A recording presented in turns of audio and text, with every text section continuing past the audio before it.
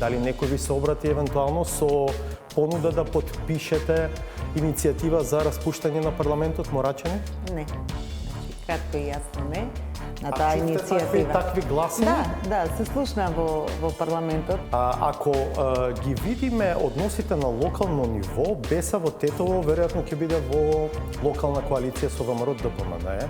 Дали тоа може да оди во прилог на евентуално на вистина посуштинско преиспитување на позицијата на Беса во однос на мнозинството? Прво, мислам дека би било сосема некоректно од страна на Беса, бидејќи таа настапила во предизборна коалиција со СДСМ, да разгледува можност за ново парламентарно мнозинство пред евентуално распишување на избори на кои што би се согласиле и коалиционите партнери во владата. Мислам дека премногу време се троши околу тоа дали Заев останува, се заминува и дека побрзо треба да го решиме тој процес и државата да почне да се враќа на нормалните текови.